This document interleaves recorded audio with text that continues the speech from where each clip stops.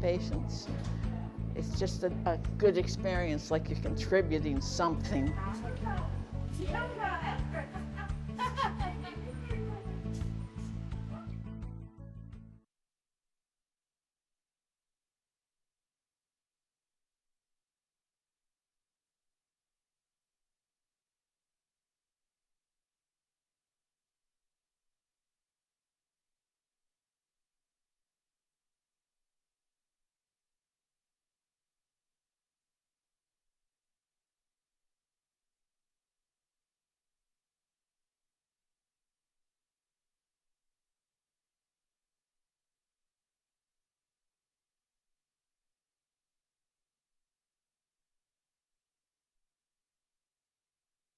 Today, we are celebrating the installation of a 1923 Ford Model T here at the San Bernardino County Museum. It was donated by Dr. Herbert Fisher and the Fisher family. This car really reflects the development of the car culture in Southern California and really all of America, and it reflects the development of the middle class. The Model T opened up access to travel for most Americans.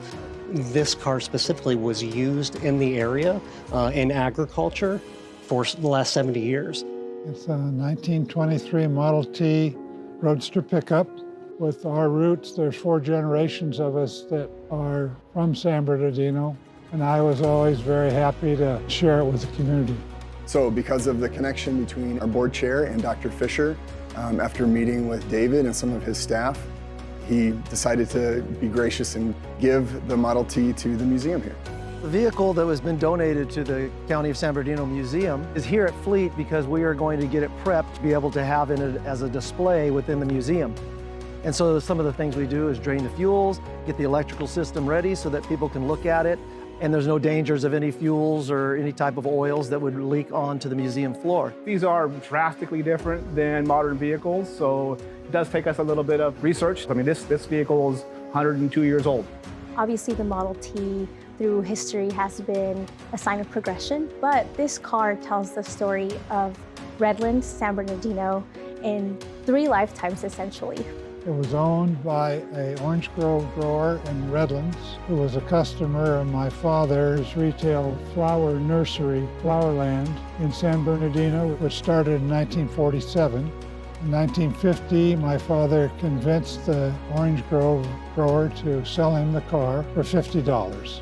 And then it was a delivery truck for the Flowerland nursery. It's kind of interesting because we lived at the nursery and we've been taking care of the car since. So for some of that time, it sat in a garage, but for much of that time, Dr. Fisher was restoring the car to its perfect mint condition that it's in today. He had it in parades, he had it in celebrations.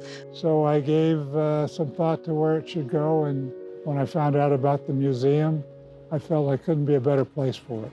I think the addition of this Model T to the collection, especially here in history and here in the citrus industry exhibit, furthers the collection that the museum already has. I think it further helps to tell the story of not only agriculture but citrus, and just the connection between the Fisher family, who've been longtime residents of our county, to the museum.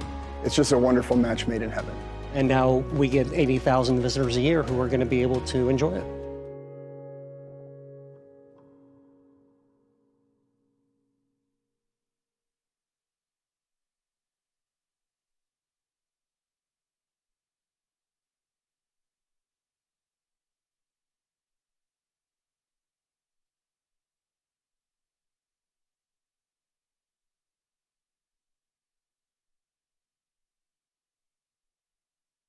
Disaster can strike at any moment. Whether it's a winter snowstorm, summer wildfire, or an earthquake, being ready is our best line of defense. San Bernardino County knows that we're stronger together, so we're asking you to prepare with us. Visit prepare.sbcounty.gov to equip yourself with knowledge. Sign up for emergency alerts or download our Ready SB County app. Learn how to create a family plan, assemble an emergency kit, and more. Preparedness is a responsibility we all share, and preparedness starts here.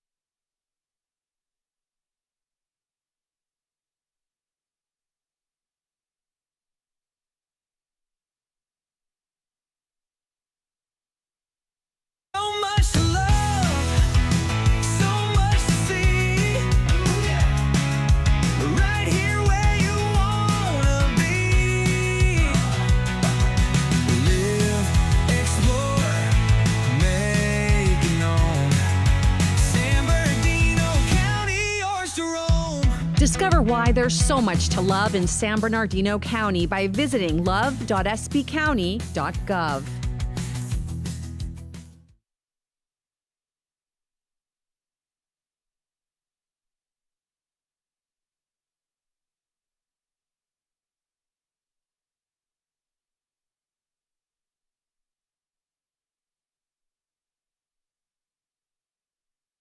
Today, we are at Calico Ghost Town celebrating California Days. California Days is a 2-day festival that we have every year at Calico, and it's to represent the history of California and the significance of Calico Ghost Town. We have a ton of activities that celebrate the history of California. The best thing I love about Calico is that it's about living history. And we're here to show you what it would have been like living in town during this time. Calico is very important to the country and to San Bernardino County because it was the largest silver strike in California. So it really put San Bernardino on the map. A lot of money came out of here and a lot of very wealthy people made a lot of money here. The miners, people forget, were the young soldiers coming out from the Civil War to find their fortunes. Because Calico was so isolated, this was the schoolhouse that everybody came to. People here were resilient, lived through scorching summers and freezing winters. You had to be a pretty tough cookie. Walter Knott saved this town by buying it in 1951. It was completely going to pot because it wasn't a valid mining town anymore. But he had worked here years before and fell in love with it, as a lot of people that are associated with Calico do. We want people to know their history and know how important it is and where our roots are. It's exciting to be able to go back in time. A lot of places no longer exist like this. There's so much for the entire family to do. A lot of music, we have food, we have drink, and just a lot of people and character. We have the gunfights. It's important for the community to stay in touch with their history, to know what California's been through, especially San Bernardino. It just brings the community together. This is a part of our history. Something magical about this place, it really is. We're actually out here. We're showing you a chance to experience it for yourself. I would say if you're free for the weekend, you can come out, get some good food, meet some good people, and learn something.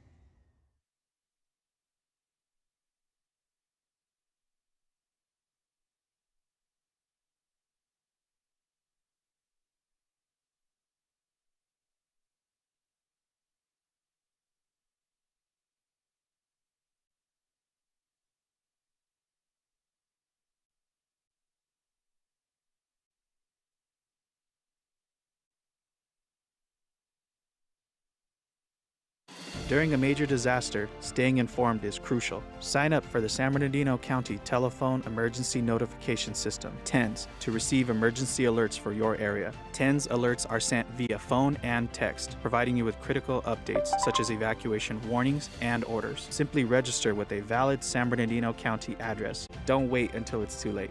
Register now at oes.sbcounty.gov. Connect with us, stay prepared, stay informed.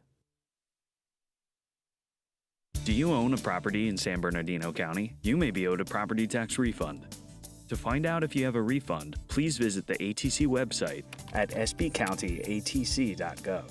On the left side of the website, click Unclaimed Tax Refund Search. You can search for an unclaimed property tax refund by parcel number or street address. For example, if your address is 123 Palm Street, only enter 123 Palm in the search bar. There is no need to enter street, avenue, lane, or any other portion of your address. If you have an unclaimed refund, the bill number, parcel number, situs address, refund amount, and a link to the form will appear on screen. If you don't have a refund, you'll be notified of that as well. To request a claim form, click Form on the left-hand side of the screen, and the refund information will show on the next screen. If the mailing address is correct, click Yes and enter your name, email address, and phone number. If the mailing address is not correct, click No and complete the form, including where you want the form to be mailed. Your request will be processed in the order it was received, and the appropriate claim form will be mailed to the address provided. If you have any questions, please call 909-382-3090.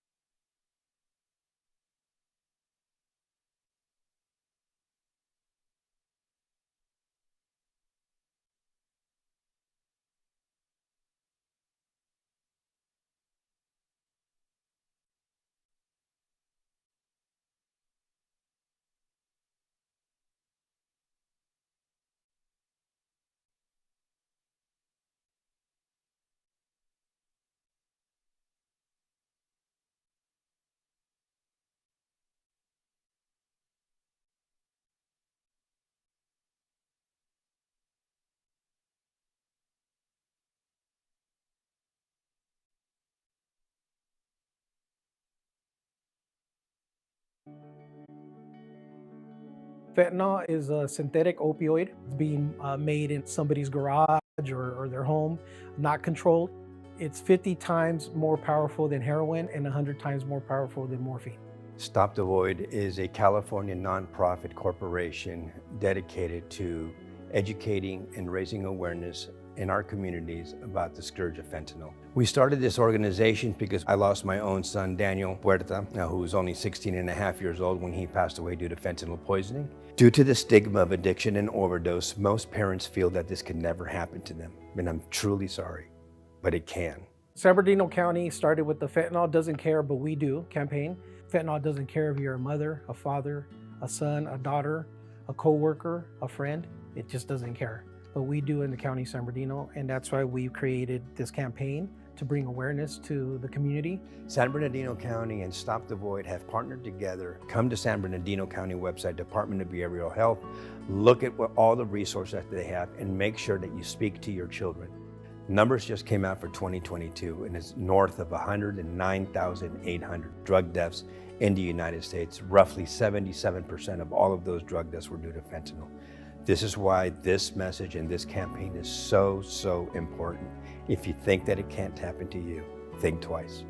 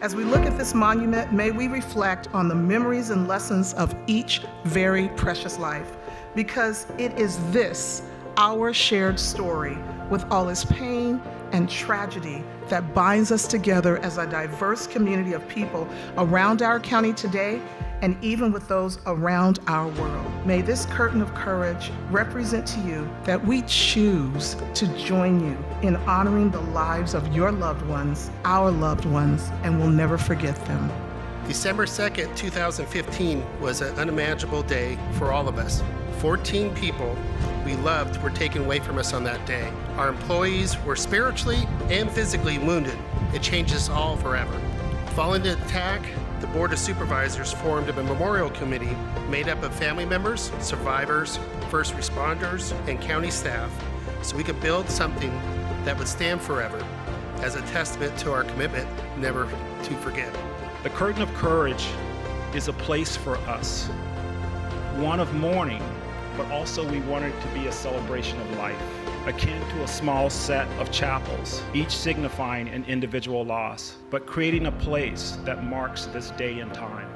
And today, we're here to honor the memories of those that succumbed during that day, but also to honor those that are with us today and their families that move forward. To be able to see this curtain of courage gives us all in San Bernardino County, the state and the nation, the courage to move forward. In 2018, almost 3 years after the attack, the San Bernardino County December 2nd Legacy Report was published. It was intended to be a publicly available resource for communities and organizations that must respond and recover from similar situations. Already, that report is helping other families and other communities learn from your experience.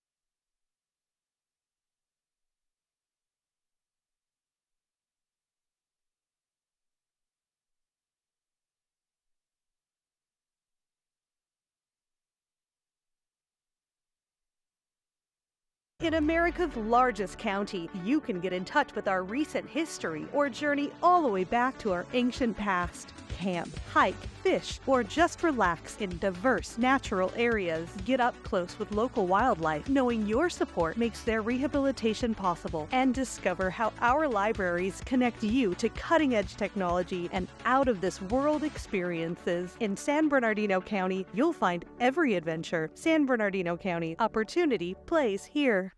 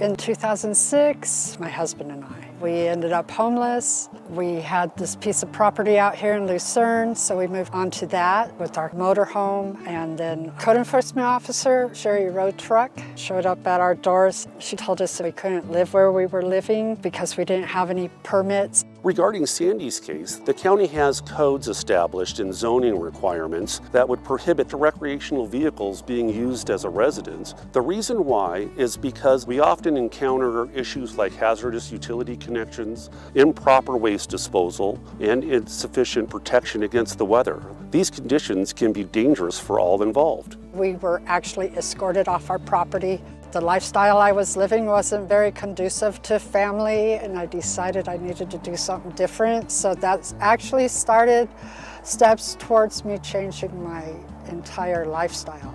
Our officers are trained to establish a dialogue with the people involved. Through these conversations, we can gain a better understanding of their circumstances. This allows us to ensure people don't feel trapped or stuck in their circumstance.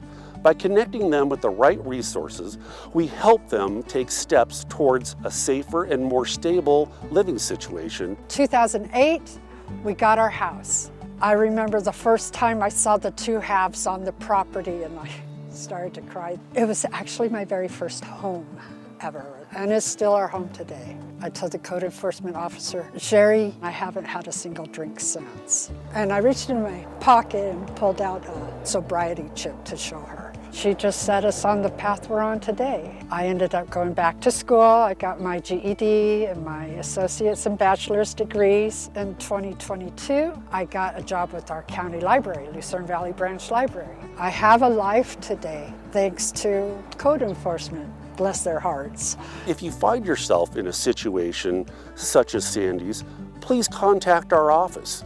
Our staff is here to help answer any question you have and get you on the right path. We're here to work with you.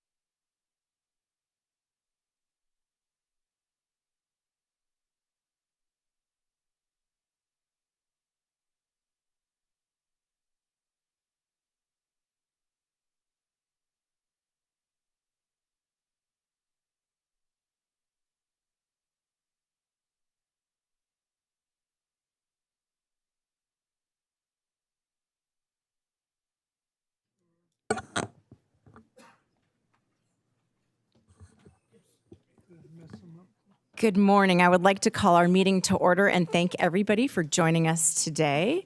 This morning, our Pledge of Allegiance and invocation will be led by the 2nd District. Thank you, Chair.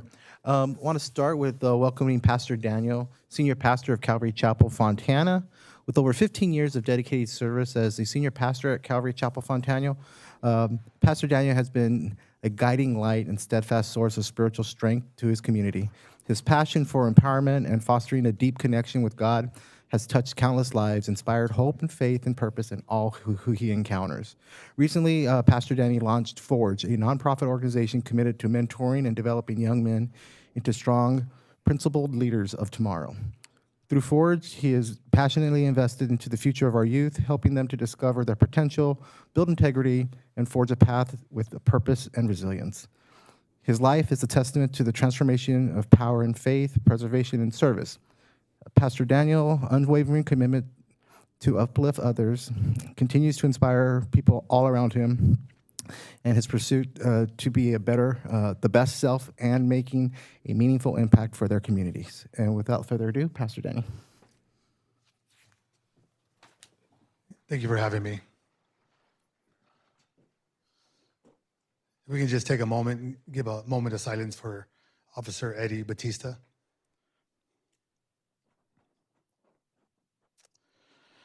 Heavenly Father, we come before you today with humble hearts, seeking your guidance, wisdom, and mercy.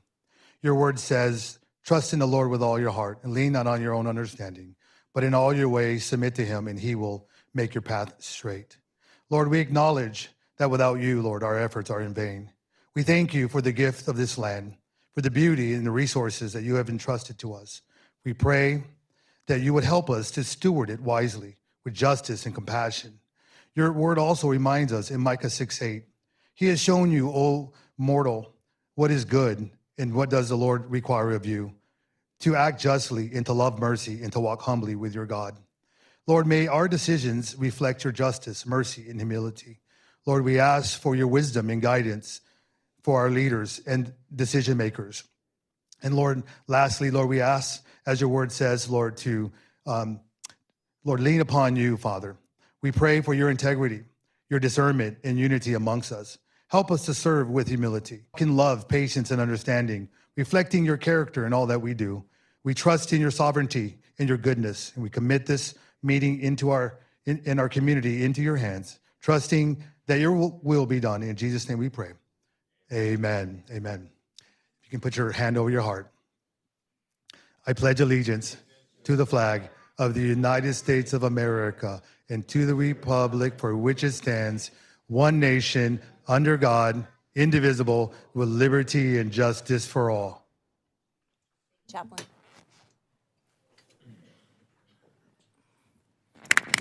We will now move on to our memorial adjournments. Vice Chair Baca.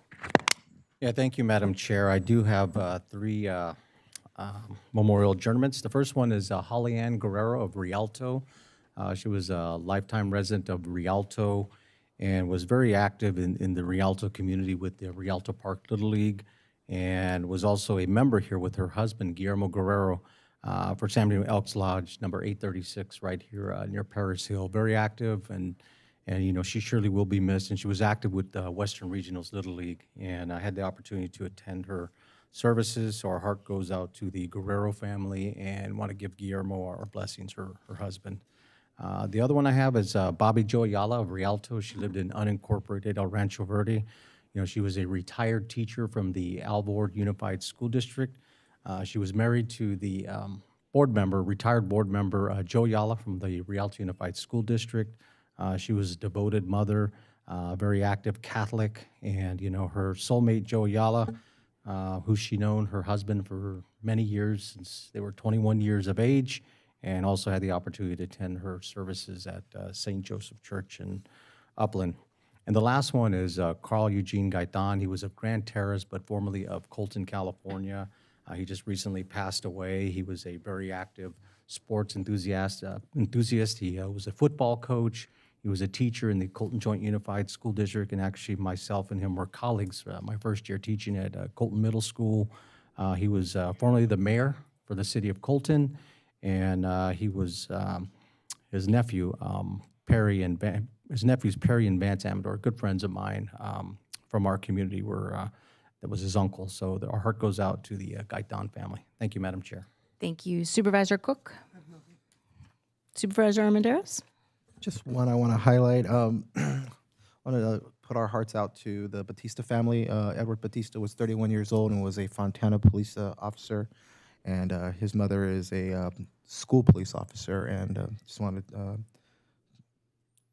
let her know that they are in our thoughts in these troubling times for them, and we're praying for them. Thank you. Supervisor Hagman.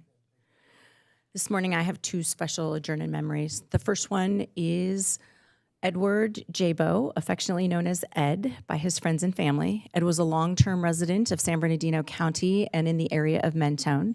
He volunteered with the Boys and Girl Scouts of America for many years, and he also was a poll worker for over 20 years at our elections. He was a long-term member of the San Bernardino County Civil Grand Jury, and we have many of their members here with us today. So we welcome you, and as we celebrate Ed's life, he had a good sense of humor, which he shared with his fellow grand jurists, and he had lots of wisdom that he provided, and he was very dedicated to his family, his faith, and his friends. Ed is survived by his wife of 65 years, his 4 children, 5 grandchildren, 7 great-grandchildren. And our prayers go out to his friends and family today, and we thank all of you that are here with us. And this morning, we have special guests in chambers. We have an adjourn in memory for Horace Boatwright. We have his wife with us this morning and his daughter. And it is with a very heavy heart that the entire county family adjourns in his memory today for our Undersheriff Horace Boatwright. He was a proud resident of Highland and the 3rd District. He served our nation in the U.S.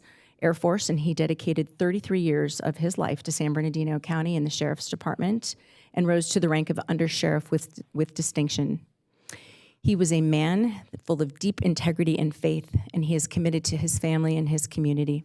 I was honored to attend his celebration of life at Emmanuel Baptist Church with Vice Chair Baca, where we heard powerful tributes to his life and his legacy. To his wife, Kelly, his daughter, and his daughter, Carly, and his son, Corey, please accept our heartfelt condolences. Boat's impact on the county will never be forgotten, and we thank you for joining us here today. And with that, we have one special presentation this morning, so if I could ask my colleagues to join me in the well.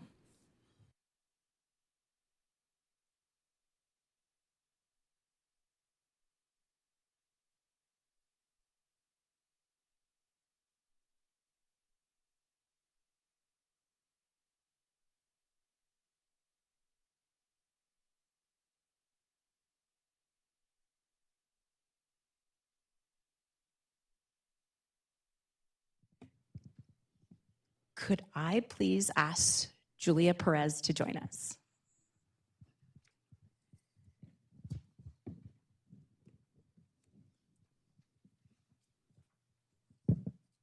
Good morning.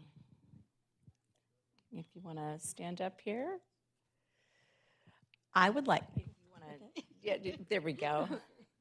I would like to present this special resolution in honor of Julia Perez, who is retiring after 35 years with the county. Julia began her career in 1989 as a medical records clerk in the medical records office. She later promoted to the health information management assistant, a position she held with distinction until her retirement. Throughout her career, Julia made significant contributions to the medical records unit and to the overall mission of the Department of Behavioral Health. We thank you for your dedicated service to our county, and we wish you a happy retirement.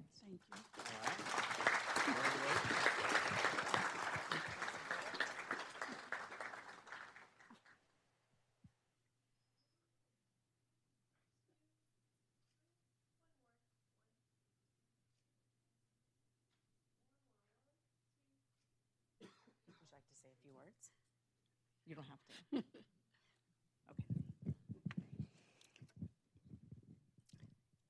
I'd like to thank the County of San Bernardino for the 35 years I have been here, and very appreciative of the many supervisors I have worked with as a representative of our employee union. And just wanted to say Thank you. Thank you. Thank you. Congratulations.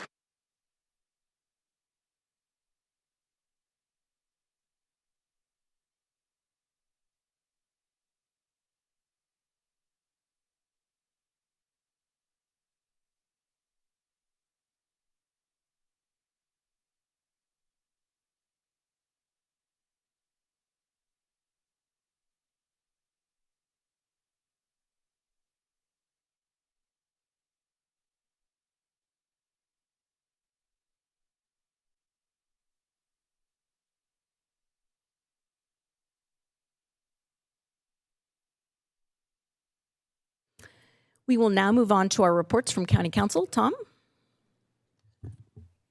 Thank you, Madam Chair. There are no reportable items from closed session. And reports from our CEO, Luther. Good morning, Madam Chair. Just a quick comment I want to make regarding our Summer Youth Employment Program pilot. This was called Spark. It just wrapped up at the end of July. It was a month-and-a-half long paid summer internship that focused on both youth from our community as well as foster youth. We had a total of 132 interns, 29 different departments participating. What's cool is of the 132 interns, at the end of the program, we still had 129 of them complete it and in the program. That's better than most of our employees do. The best part, HR is onboarding 20 of those interns as county employees. 8 of them are foster youth. So very cool. Yeah, an incredible outcome. Thank you to the board for your investment. There was $410,000 of funding that the board provided to this. It was money very well spent. Thank you to Supervisor Armendariz. Him and his staff were deeply involved in this, and I really think Jesse Streeter from your team, his involvement made this a success. So thank you to you and thank you to him.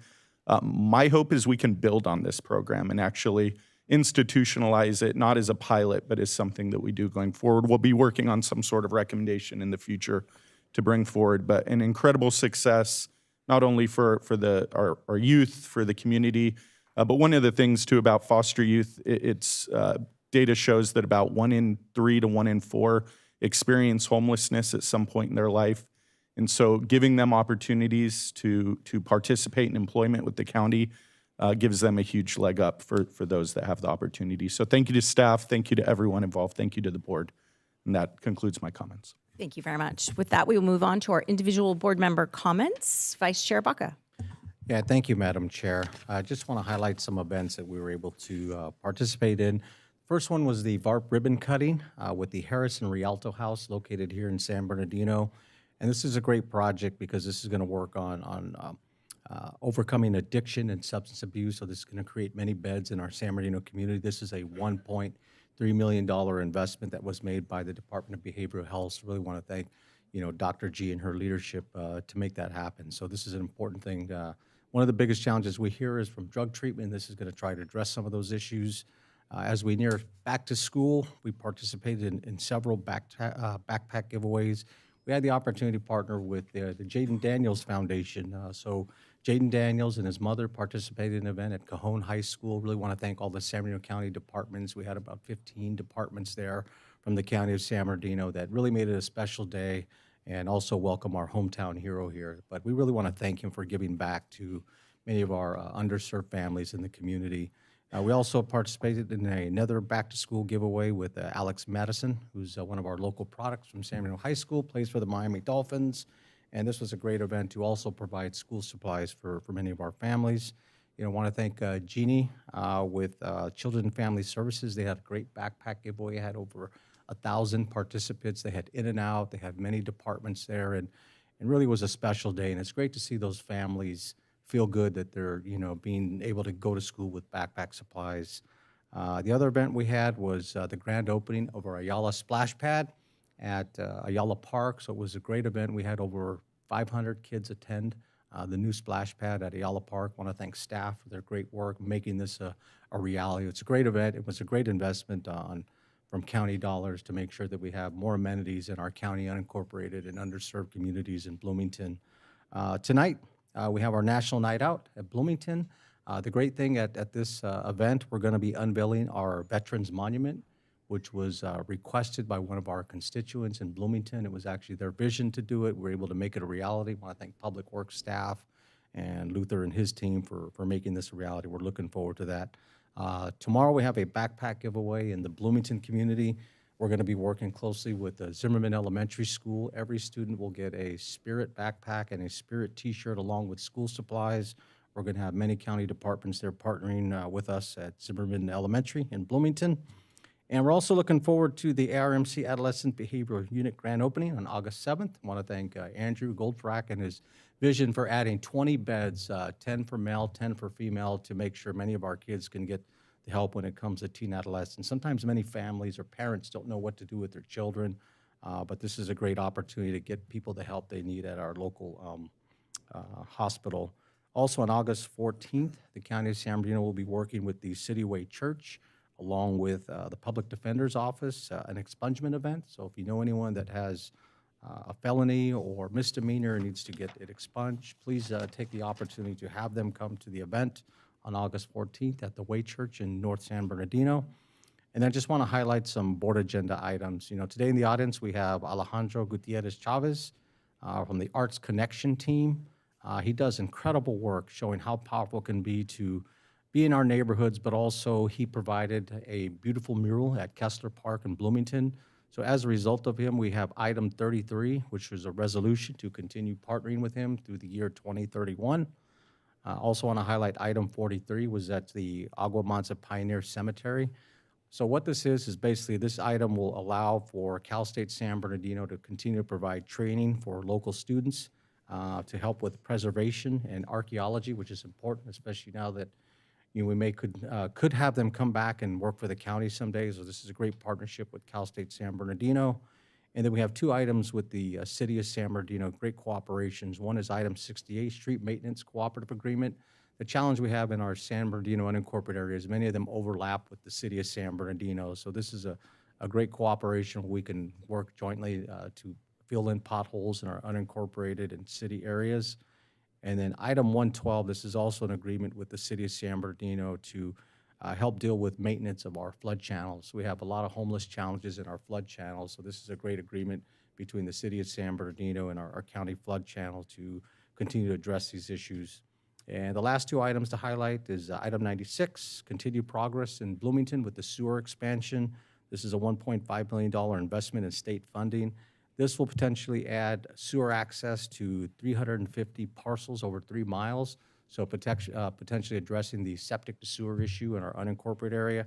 And the last thing I really want to thank staff on in Public Works, item 114. It's a $267,000 investment to add swings to our Ayala Park. This was requested by the community, so we're trying to address the needs based on the requests of the community. That concludes all my highlights. Thank you very much. Supervisor Cook. Yes, I'm kind of hobbling around today.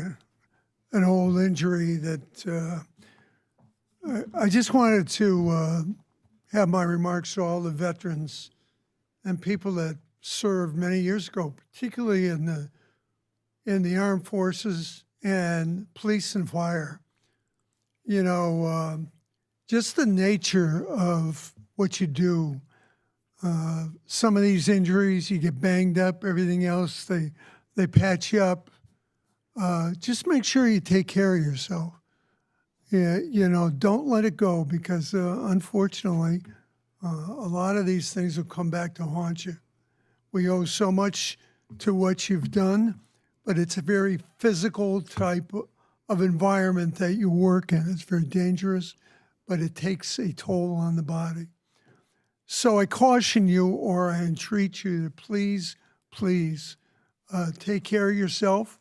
Maybe because I'm the oldest one on the dais or what have you. But you've done so much for us and our county and our country. And just take care of yourself. Thank you. Thank you. Supervisor Armendariz. Thank you. You know, it was a busy July into this till now, where we are participating in multiple events. We started off with a tour of the ROV. I want to thank Joni Finley for taking us out and showing us how the systems work and how we're more advanced than Orange County, quite frankly, so that we could be better prepared for the next elections. We were able to participate in a Boys and Girls Club backpack giveaway for the start of school. We actually started something that I thought was really exciting. We started mobile office hours where we are actually going into the community and meeting them where they are. So we're hearing from our constituents close to their homes, where we're going to coffee shops, we're going into tea places, and just being with them where they are so they don't have to come to us. We're able to address 7 different issues from 7 different constituents in our community just by going to them. So it was an opportunity for us to hear from them more close to home, and they really appreciated it. We also started on a venture of, in hopes to raise $2 million for Make-A-Wish. And you ask why $2 million is so important. $2 million will actually give every child in Make-A-Wish in the Inland Empire their wish this year. So it is our goal to do everything we can to help them get there.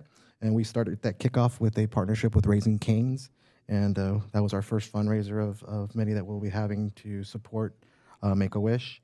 We also participated in a shoe drive with one of our local unions in Fontana, United Steelworkers, in partnership with Fontana Foundation of Hope, where we were able to donate 50 pairs of shoes in partnership with them to needy children in our community for the start of school. And people may not understand why shoes are so important. It's a confidence thing for these young people. You know, for these kids to go to school the first day and have a new pair of shoes means the world for them. Helps them just feel more confident. So we're glad to be part of that. We spoke at the Upland Chamber of Commerce luncheon, gave an update of all the things we've been doing in the community. I participated in Philadelphia with NACO, National Association of County Governments, where quite frankly, everything's kind of on hold. We don't know what's happening. So everyone was there to kind of hear that the next 6 months will tell a lot to us and how we're going to be moving forward. We also participated, and we're on Fox, Good Day LA, and ESPN, as we partnered with the Empire Strikers, and we hosted the largest youth camp ever done in Southern California, where we were partners with them, and 2,500 kids got to participate in this program at no cost. So it was a great thing for us to be part of. I want to thank the Empire Strikers for coming out with all of their players and just work with our kids. We also participated with All Hands on Deck, which is a nonprofit that teaches kids through STEM and confidence building on how to do turntables. So we were part of that program. Also participated in 4th of July celebration.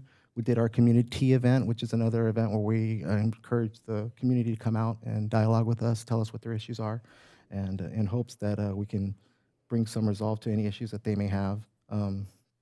Also, we attended the SKU Local 2015's chapter meeting, where we're currently trying to work in collaboration to make and streamline their process for them, to help them in English and Spanish on what they need to do to be good partners with the county.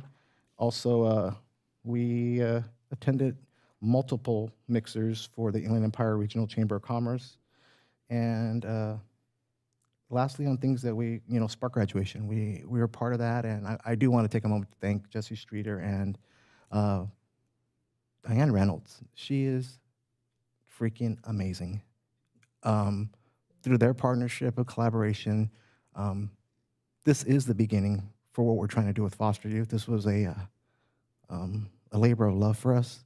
A lot of people don't know the whole inspiration of this was us trying to do a program for foster youth that was truly a cradle to career model. And she's been amazing. Thank you, because we couldn't have done it without her. It's complicated. The foster youth program is complicated, and this is one way that I felt we could really address our homeless issue. With Luther said, he is correct. 1 out of 3 of them will experience homelessness at one point in their life. A lot of them get into drug addiction. A lot of them have mental health issues. So it's us meeting them where they are early on, so we can hopefully change their outcomes in life and show them that we actually, as a county, care. A couple of last things I want to touch on. We were able to work with the Fontana Police Explorers, where we presented $10,000. Basically, we fed 72 explorers on a 3-day camp So these are our future police officers of tomorrow for the Inland Empire, where we were able to provide food for them so that they could actually do this program where they do an intense physical, mental, situational studies, encourages them to continue to work towards the path of being police officers. And it was hosted by our Fontana Police Department. And last, we presented a check to Etiwanda School Marching Band for $1,000, where we will have 200 kids who are in that program who've won multiple awards in competitions at the national level. We're actually going to have them out at our open house, which will be on October 28th between 5:30 and 8 p.m. So I encourage everyone who can to come on out and show support, because those kids will be performing for us. And lastly, we'll be at about 13 different events tonight. So we're starting early, and we're going to be hitting every national night out program that is in the 2nd District. So we will be busy, but we want to touch everybody and just show them our appreciation for what they're doing and making a stand on National Night Out Day. And two last things cover 2 things we're going to be bringing to approval. I want to highlight item 31, which is the City of Fontana's partnership, where they're in partnership with River's Edge Ranch, where they're going to be providing housing for substance abuse. And it's amount not to exceed $45,000 for landscaping, furniture, fencing, and things to improve that property. This is a way we can actually close that gap when it comes to our those who are suffering with substance abuse. This is a long-term recovery program that just doesn't stop with 30 days. It goes all the way up to a year and a half. And lastly, item 65, we are taking a stance, and we're not going to allow some of these commercial trucks who are parking in areas they're not supposed to. We're going to be posting signs, and with this adoption of the resolution, we'll be able to do a commercial no parking zone and tow away in Fontana. And that concludes my comments. Thank you. Supervisor Hagman. Thank you, Madam Chair. I'll keep it brief. Just want to report out that acknowledge that IHP recently received a ESRI Special Achievement in GIS Award. The IHP is one of 12 winners across California and the only hospital and healthcare system within the entire United States with this recognition. So congratulations to Inland Empire Health Plan. One of my joys is representing OIA is announcing new flights each and every meeting, it seems like. Alaska Airlines will now fly nonstop to Boise, Idaho, starting in January 2026. So again, please check your vacations and see all the new flights coming to Ontario International Airport. And congratulations to Francis Animal Hospital for being our honored distinguished business this month. Thank you. Thank you very much. This morning, I would like to congratulate the Redlands Chamber of Commerce for being chosen as the inaugural winner of the Chamber of the Year Award. This award is given to the it's given by the California Chamber of Commerce in recognition of outstanding leadership in community engagement, economic development, and advocacy. And this morning, we have Evan and Debbie and Jan here representing the chamber and their board, and it's quite an honor. So congratulations to you out of all of the chambers in the state of California to be awarded that. You do a great job for the entire East Valley, and we appreciate you and wanted to recognize you today. Also, I would like to highlight that we have 2 emergency service leaders from Yuhaviatam of San Manuel Nation Fire Department who recently received top honors, awards presented annually. And Dino Belts was named 2024 EMS Educator of the Year for the state of California. So congratulations to them both on their outstanding and tremendous service. Recently, Assemblymember Tom Lackey and his staff visited the Big Bear Zoo. And Assemblymember Lackey was so impressed with the zoo and the facilities and the staff up there that he selected them to receive the 34th Assembly District, ensuring stroke patients receive the most appropriate treatment according to nationally recognized guidelines. They also received the Stroke Honor Roll Elite Plus Award and the Type 2 Diabetes Honor Roll Award. So I'd like to say congratulations to Andrew and the entire team over at ARMC on making that possible, so thank you. And with that, we will move on to changes or revisions to today's agenda. Lena? Good morning. I have one change to today's agenda. It's item number 53, recommendation number 7. The revision is just to correct the formatting and the subnumbering to reflect A through L. And that's the only change I have. Thank you. Thank you very much. If we have board members wishing to disclose a conflict of interest on any agenda item today, now would be the time to do so. Thank you, Madam Chair. I'm going to abstain from two items today. Item number 66, due to one of the project's proximity to my home. And item number 79, I received a campaign contribution from Leslie Sir Millis in the amount of $1,000. On July 1st, I will be returning that check in the next 30 days. While I'm therefore eligible to vote on the item, I'm still abstaining from item 79 for appearances. Thank you. Thank you very much. Now we will move on to our consent calendar, which today consists of items number 2 through 119. I have 2 requests to speak, first from Carlo and second by Garth Pazant. Good morning. Good morning. It's been quite a break. Thank you, everybody, for showing. I want to highlight gender bias that treats men and abuses them in child support proceedings where men are forced to look for work and women don't. It's a dark day in this country when a veteran, like myself, 13 years in special operations, comes home to find his children abused and the system protects the abuser. Where my brothers and I sacrifice time with our families, our bodies, and lives for this Constitution. But yet we're here where civil rights are broken, false allegations are constantly placed upon parents by CFS. My kids were abused, but my words have no weight. My rights taken away for consent of travel and passports with no explanation, breaking my civil rights. Child going. What's the problem? Ma'am, do we not know the history of the case then? I am not the social worker. I get it.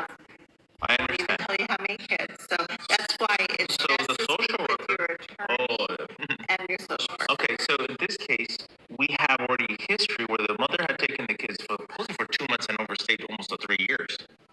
When I was in the army. Okay, that's all historical. It's a pattern, ma'am. It's a pattern where she sprayed the kids with oven cleaner in the faces. Okay, no, I'm not going in. No, ma'am. It's important. No, not with me. Not with me.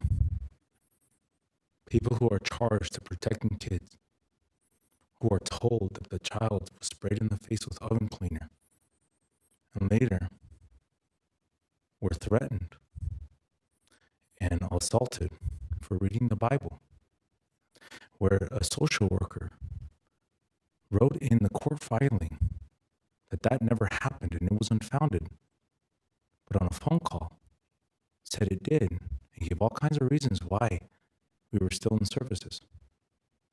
What is the difference between every black and brown woman I see in that court getting their paperwork on the day of with no chance to respond, no chance to counter any narrative provided by CFS, and the grand jury has already provided evidence in their previous investigations that this is an ongoing issue. How is it then that we can sit here, put our hands over our hearts, affirm the Constitution and the flag and the allegiance, and also pray at every meeting while kids are taken from their families at a much higher rate when they're black and brown, while rich white mothers are able to go ahead and run rampant That's over time. caring. Thank you, sir. Our next request to speak is from Garth Pazant.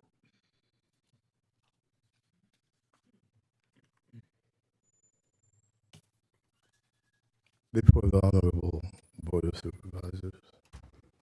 Item 38, approve amendment number 2 to employment contract 24708 effective August 10th, 2025 with Michael Silverman as contract attorney, increasing the annual reimbursement amount for the California State Bar license renewal fees by $86 from $465 to $551 per fiscal year, increasing the not-to-exceed amount of hours worked during the term of the contract by 3,120 hours from 1,200 to 4,320 hours, establishing a not-to-exceed amount of hours worked during the term of this amendment of 3,120 hours, and extending the contract an additional 2 years for a total contract period of August 2024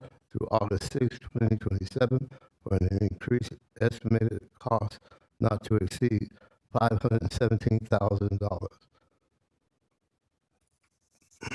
The California State Bar, also known as the Great Sanhedrin, has struck in the 20th century. Do we really need these money-sucking, time-consuming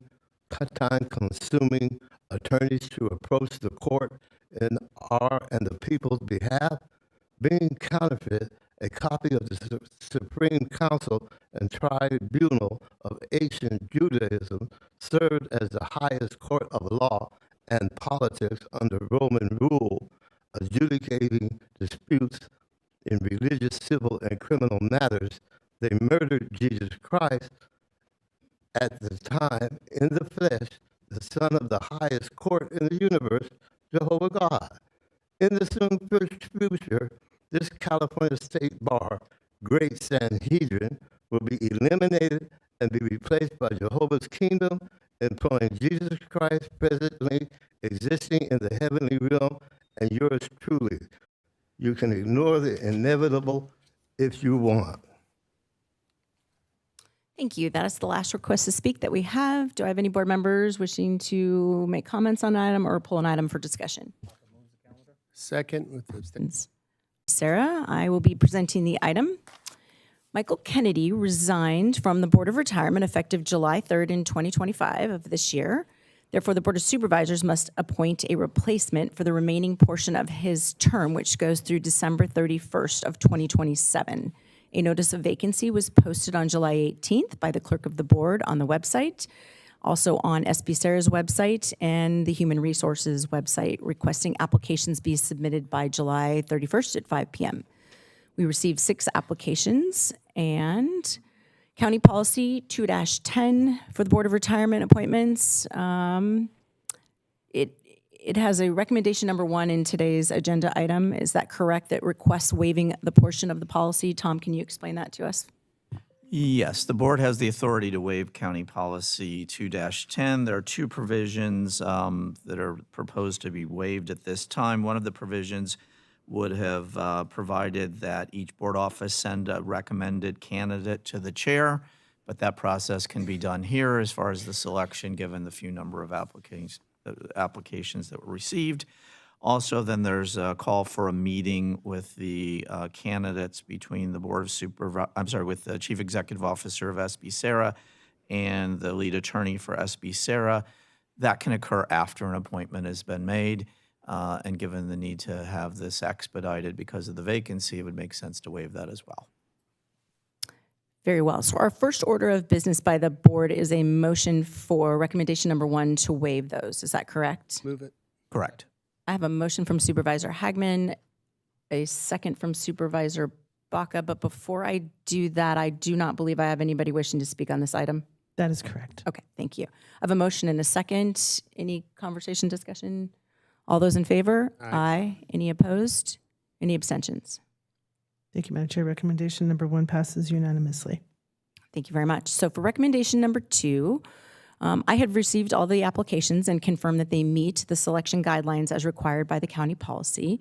I distributed them to all the supervisors for their review, and I would like to make a motion to appoint Harry Hatch to fill the vacancy through December 31st of this year, 2025, and then to appoint John Johnson Jr. beginning January 1st, 2026 through the remainder of the term. My motion includes these 2 candidates because Mr. Hatch has shared with me that he is only interested in filling the vacancy through the end of this year, and Mr. Johnson will be retiring from the county at the end of December, therefore would be eligible for the position at that time. I have a second. Any other nominations or conversation?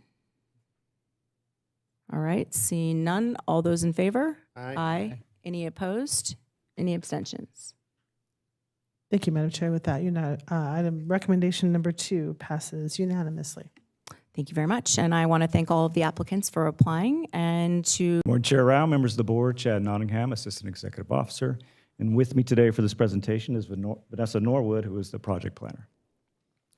So the project before you is the Glen Helen Specific Plan Amendment. Next slide, please. So this is a request to rezone 161.5 acres of the Glen Helen Specific Plan within 3 separate areas. They are divided in the North Glen Helen Planning Subarea, and it is rezoned from destination recreation to corridor industrial.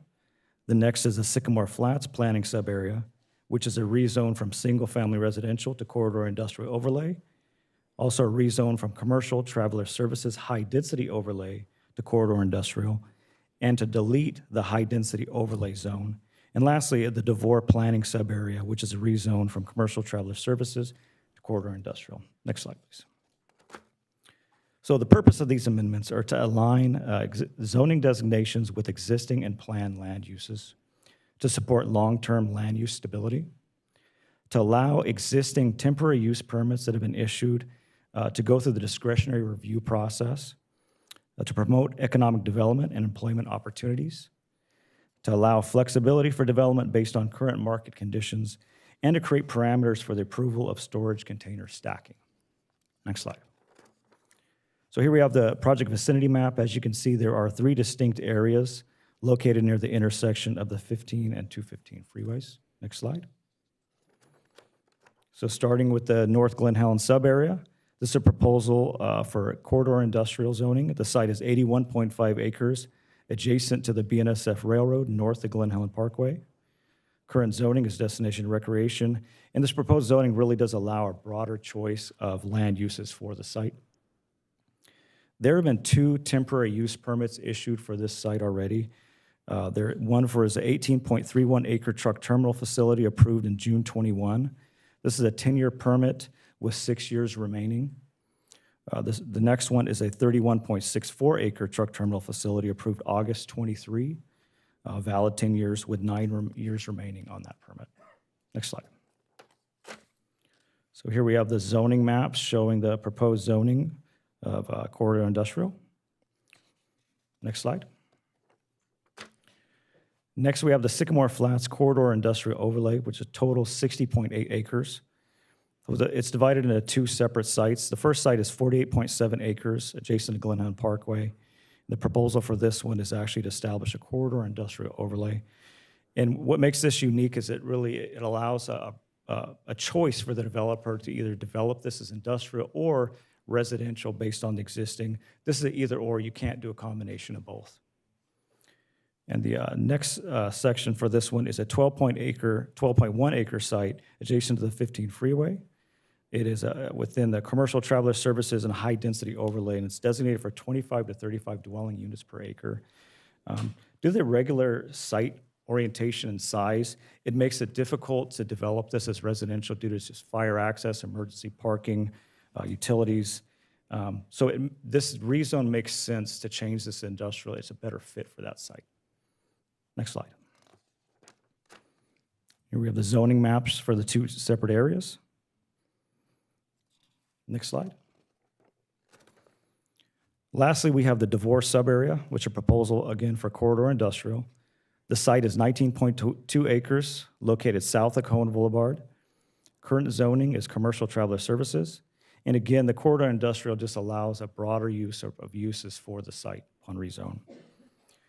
There was a temporary use permit issued for the site for an 18.63 acre truck terminal facility, which was approved in March 24. Again, valid 10 years with 9 years remaining on that. And I would just like to clarify that the operation of this TUP and the others is not contingent upon how the board rules today for this item itself. Next slide. This is zoning maps for the site showing the corridor industrial zone. Next slide. So this application was evaluated for CEQA. The addendum to the Glen Helen specific plan addressed air quality, and it was found it will not exceed the approved Glen Helen specific plan mobile source emissions. It was evaluated for noise and will not result in a substantial increase in ambient noise for the vicinity. And for trip generation, it was actually found that upon build-out, it'll result in a reduction of trip generations by 11,687 trips per day. Next slide. So there are some community benefits that go along with this application. During Planning Commission, The applicants agreed to enter into an MOU for community benefit agreement to conduct additional traffic studies for the DeVore area specifically to determine impacts there.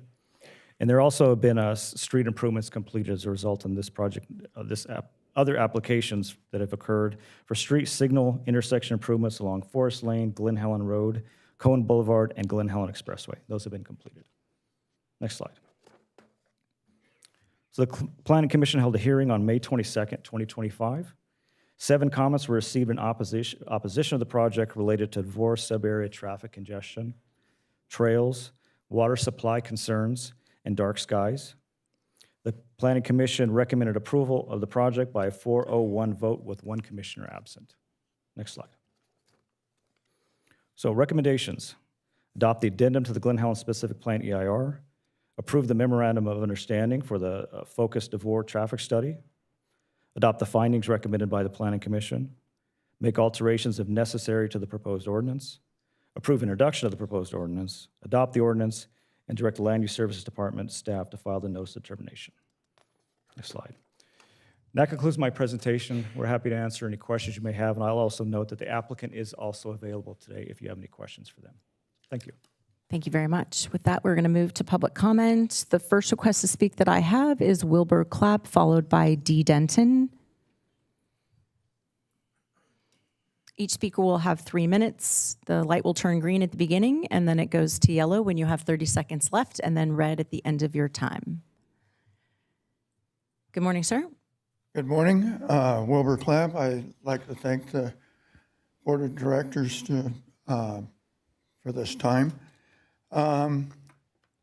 DeVore unfortunately woke up this morning without power, so I'm the only one here to talk for the community.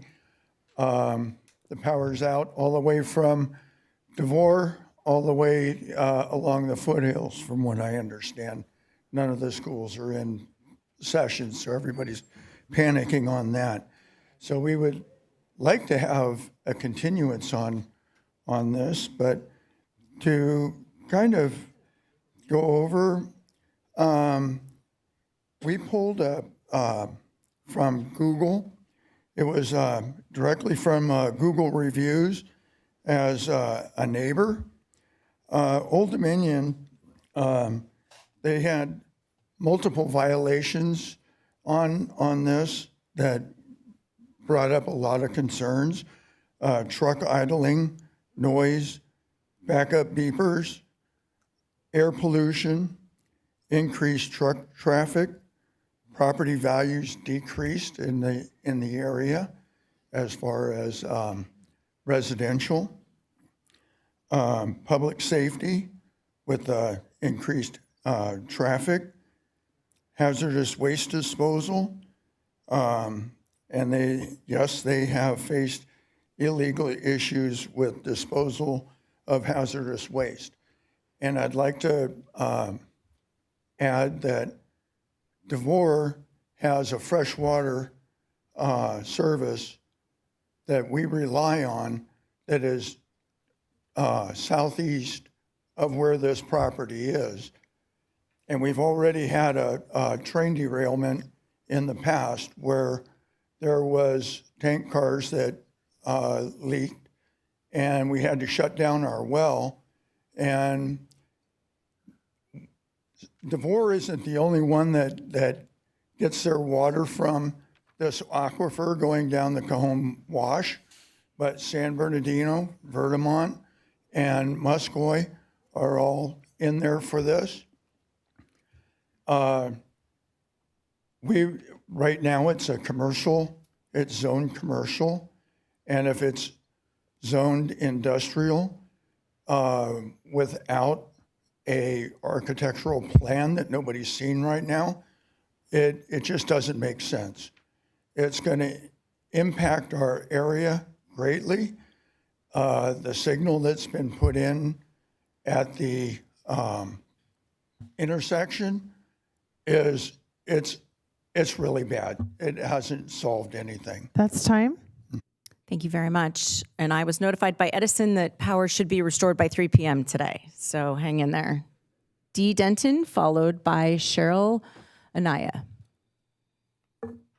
Good morning. So good morning. My name is Denae Denton. I go by Dee.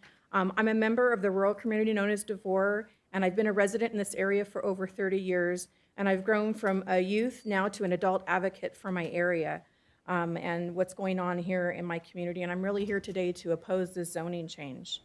I'd like to start off by reminding everybody that this area was also just approved for a 33.5 acre area known as the Oasis at Glen Helen Parkway. And it's going to bring even more traffic to that area that's already so congested.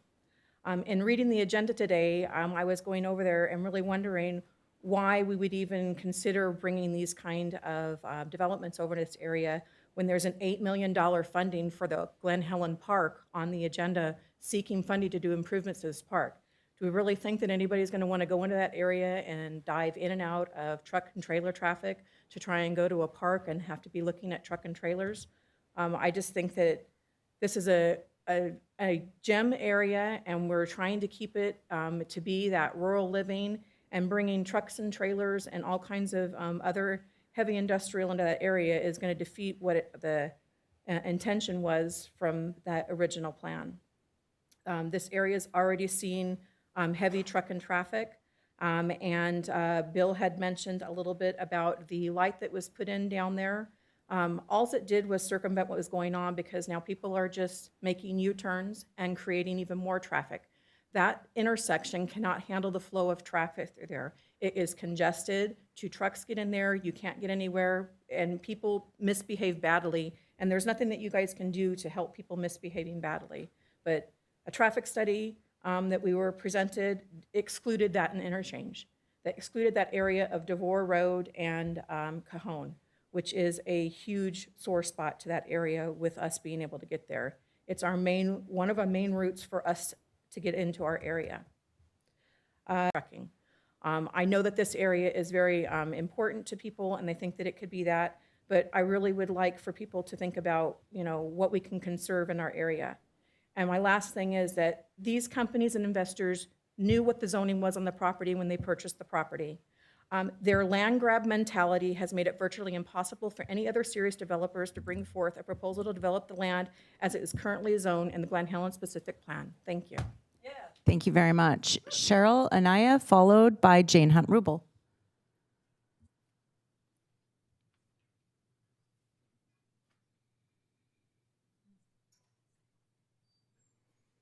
Good morning, supervisors and Madam Chair.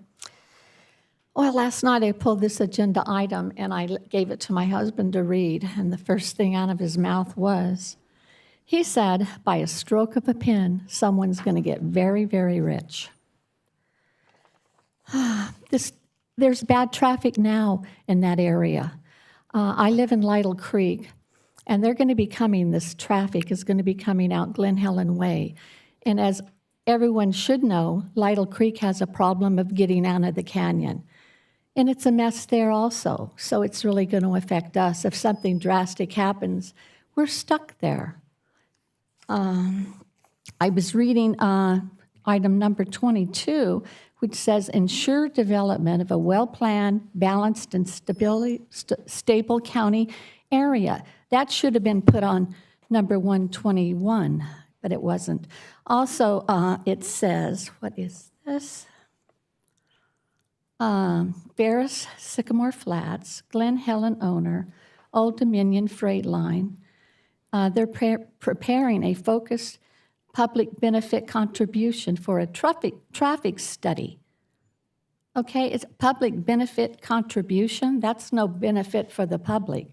It's a hindrance, and this development should not go through. It's just unreal that you would consider this. I know it's some money for you all in taxes and stuff, but I thought government officials were put in office for the public safety. Thank you. Thank you very much. Jane Hunt-Rubel, followed by Dane, and I cannot pronounce your last name effectively, so I'm going to stop at Dane. Good morning. Yes, I just saw this on the agenda just this morning, and I attended that meeting, the Planning Commission, and it broke my heart. I mean, I love that area, and we're going to be affected greatly, like the gentleman said.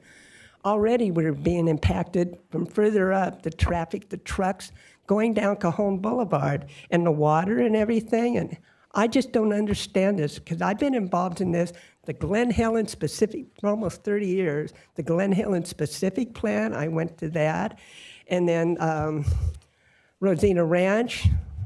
And so I just can't believe this is going on because they should let it remain. I love Glen Helen Regional Park. That's my favorite love of my life park. And to see it destroyed, I don't even like going up there anymore because the traffic around there and building more homes and that oasis thing, I just don't get it. Because that land used to be, before it became Rosina Ranch, because I did the research on it, it used to be the Sycamore Flats and Sycamore Canyon, that the county of San Bernardino Regional Parks Department, I went there every day after work and watched what was going on there. I got all the documents together. And originally, before they sold it to Lennar Homes or the Ferris brothers, that whole acreage was 640 acres, was supposed to be bought into Glen Helen Regional Park, and it was money from the Water Conservation Act, federal, and the state parks. So I'm upset about what's been going on over the past few years. They've just been chopping, and we don't need more truck stops up there because it adds traffic and pollution, like I told it at the Planning Commission hearing. I'm on this AB 617 air quality, and I'm just completely, they're out of their, they didn't come up with any more traffic. You know, it's going to cause more air pollution with the trucks and more traffic coming down into Musqueam along Cajon Boulevard. People aren't going to want to go up. Just leave a destination recreation, what's left of the area. And the residents, because it's going to affect all of us, especially down below. And I just love that, DeVore, and I feel like kindred spirits with them, trying to protect that area totally. And more homes, but more warehouses and trucks. I mean, it's just not, it's insane because I never take the freeways, but they're already impacted. For them to lie at that last meeting, the Planning Commission, saying, oh, the reports that people that live in Rosina Ranch are already complaining about the traffic up there. And it's going to be disastrous if we have another fire like the old fire. What's going to happen? We probably will. So I urge you guys, please do the right thing. That's time. Thank you very much. The last request to speak that I have is Dane Palangian.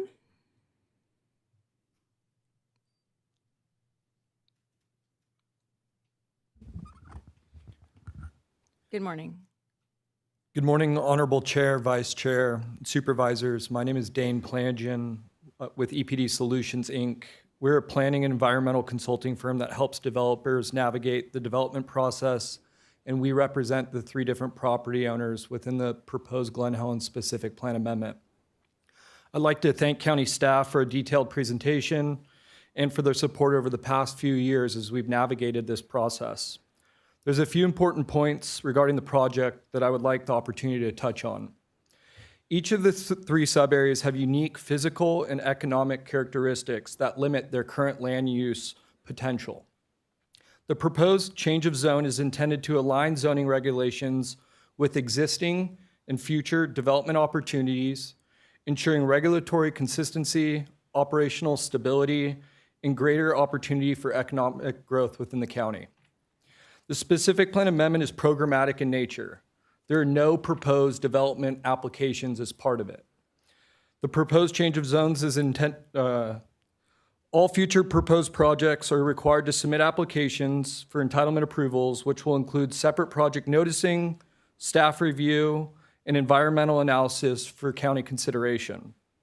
Regarding public outreach, our team is committed to transparency in fostering strong partnerships with the surrounding communities, especially the DeVore Heights community. We've met with their members on several occasions, and we continue to maintain an open line of communication. On behalf of all 3 property owners, I could affirm that the concerns regarding future development in the area are being taken very seriously with a shared commitment to building lasting positive relationships.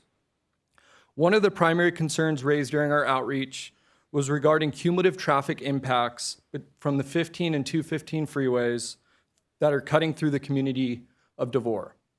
In response, the property owners have committed to partnering with the community to complete a focused traffic study aimed at collecting data and identifying improvements that will help mitigate neighborhood impacts. This effort will be conducted collaboratively and with the community's active involvement throughout the process. As future project-specific applications within each of these 3 sub-areas come before the county, we remain committed to working closely with staff, community members, and decision makers to ensure that each project proposal is carefully evaluated and responsibly planned. On behalf of the property owners, I'd like to thank you for your time and thoughtful consideration on this amendment, and we look forward to continuing this important partnership with the county and the community. My team, technical analysis, we're here to address any questions that you may have. Thank you. Thank you very much. That's the last request to speak that I have, so I'll bring it back. I have, our last speaker just mentioned that the project noticing would take place for future projects as well as staff review, but that doesn't necessarily mean that it will be noticed beyond whatever the land use requirements are, correct? Like it's not going to go out community-wide. It wouldn't necessarily go back to the Planning Commission? My understanding is that is correct, unless there's somebody that has signed up to be on a list to be notified. Vanessa, is that accurate? Okay. Okay, I think that's an important distinction for us in our consideration. So we've had a lot of public outreach, my office in particular, regarding the divorce sub area, and I want to thank everybody who has come to the community meetings, shared their thoughts, their concerns, and acknowledged that our community has expressed some serious concerns with the divorce sub area in particular.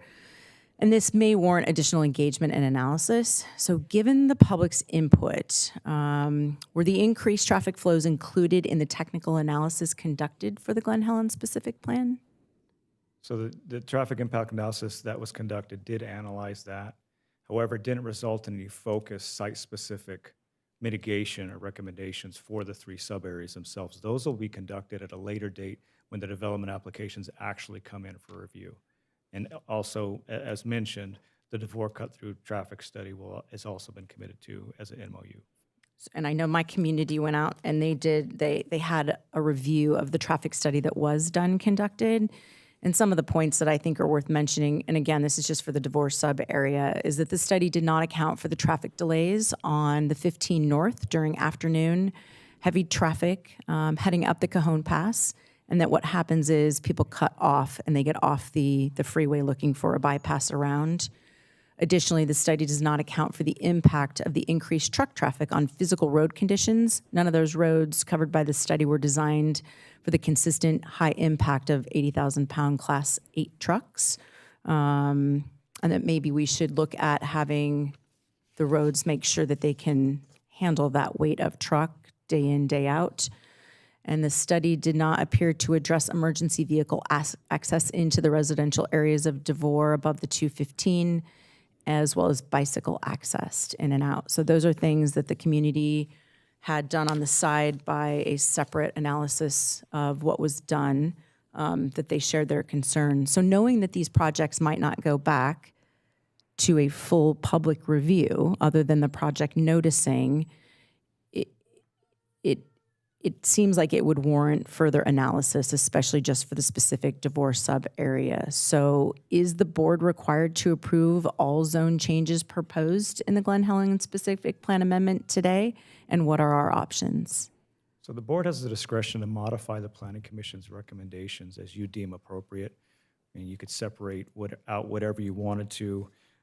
For example, you could separate out the divorce sub area with concerns related to public input, additional study that is needed for the amendment, as long as it complies with the general purpose intent of the Glen Helen specific plan itself. So that would be really the concern that we have. You can do that. So essentially what we would do is modify the ordinance, pulling everything out related to DeVore out, as well as the findings. You would direct us to bring the other 2 back at a later date for approval, which we believe if you did that today, September 9th would be the meeting that would bring the other 2 back. And then, of course, we would need to determine the approach the board is going to take related to the sub area. You could direct us to bring that item back to the board directly for final review, You could send it back to the Planning Commission for additional recommendations, or however, whatever they wanted to do based on the additional analysis, or you could simply deny the application altogether. Okay, thank you for those options. So based on the input from the residents in the DeVore area, I would like to see additional public input just for the DeVore sub-area, as the traffic circulation concerns are really the expressive concerns today. I would propose that we amend today's action to break them apart and have the other two sub-areas move forward, but have the DeVore sub-area brought back to the board at a later date, and would be interested in hearing what my peers think on that. Thank you, Madam Chair. Well, I just want to thank the applicant and the residents for sharing their concerns. In June of 2024, I actually had the opportunity to meet with some of the DeVore residents, and we got to tour the site near the DeVore sub-area, and they shared their concerns. I know one of the things that's we're in the process of doing is there's actually a gas station that's going to be built in that immediate area. I know that the DeVore community shared their concerns, and the gas station applicant was able to meet those concerns. You know, I have concerns about traffic congestion. You know, one of the things that this board has taken action to do is we approved the completion of the Glen Helen Parkway. And part of the intent of that was to relieve traffic in that area. And I am very aware of many people, especially on weekend traffic, people that cut through the DeVore community to try to bypass the heavy, Vegas traffic on the weekends, primarily, or on Fridays. So I appreciate them bringing those concerns. I know that, once Glen Helen Parkway is going to be opened up, the Oasis, which is going to be a long-term project, those are different projects that are going to come in. I'm in support of the Northern Glen Helen sub-area project and the Sycamore Flats. I've spoken with the applicants. I'm supportive of them. And the way they're set geographically, it makes a little more sense for traffic coming in and out. But I do have concerns with the DeVore sub-area, and I would support the chair's recommendation. Thank you. Supervisor Armendariz? Yeah, a couple questions. None of this actions have anything to do with the 10 years that have been approved through the DeVore project, right? That will still continue. So for the next 10 years, that area is going to be impacted regardless of what we do here today. So the temporary use permits will carry out with those remaining terms regardless of what happens here today. You spoke of public benefit. What is the actual public benefit of this whole program that they're bringing forward? And if we remove one, how does that affect that public benefit? And to what tune is that going to be reallocated to the two projects we're approving? Because if you're getting less, they're still going to be impacted for the next 10 years. I just want to understand what we're losing by not approving all three, and I'll start with that question first. So as far as the public benefits, they were actually spelled out. It was agreed upon during the Planning Commission that the focused traffic studies would occur regardless. So I don't think that is affected. And then, of course, those street improvements and the intersection improvements, signalization, those have already occurred, so those are complete already. So all the public benefits have been met already? Well, the focused traffic study, that will come into play upon the first development application. That's what it was agreed to. Okay, and then if we don't approve it, or if we do approve it, either way it goes, couldn't we, instead of not approving, maybe do some mitigation measures such as designate the DeVore road itself into a residential road where we can report that on Google and it will bypass that on all communications? I mean, that's really the issue, right? It's the traffic, where we could actually work collaboratively with the DeVore residents and actually make that as a reportable action, send that to Google, I had some other note here. Allowing, I don't know if the DeVore operator would do this, but we could also do, we did this in South Fontana where we limited times, high traffic times of operation, where heaviest traffic, where they're not allowed to operate. I don't know if they'd be opposed or want to do something like that to create some sort of compromise so that everybody is happy.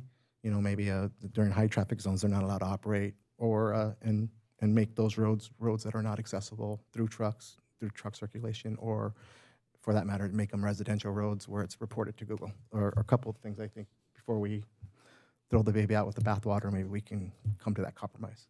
I don't know. Supervisor Hagman?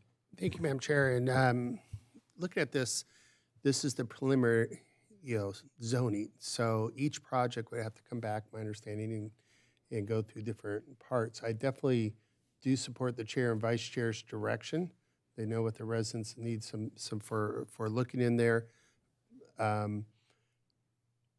So I think that's the direction to go. You could do the other zones and keep that one out and do some more studying on divorce zone. I appreciate that. Just to clarify, though, these would be temporary use permits. They would be, or minor use permits that would not require the applicant, specifically in the divorce sub area, to come back before the Planning Commission or this body. Is that correct?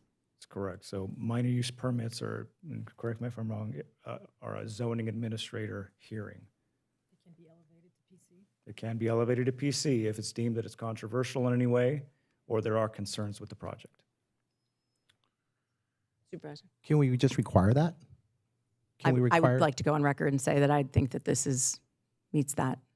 I mean, we could actually just require that as part of this approval, that it will go out to the whole public, or no? So for this motion, I think we have support to separate the two and have DeVore remain for further studies at this point. Do I have consensus on that?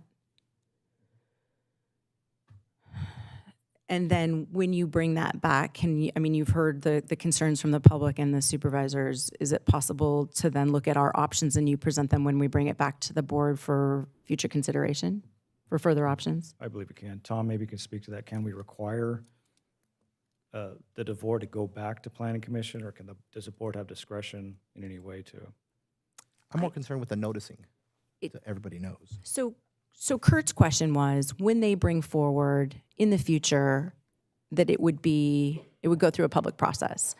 I think that it doesn't go through the public process other than just the noticing, the radius noticing for the project, which is sometimes limited to 300 feet, which is not going to notify the community unless they have signed up.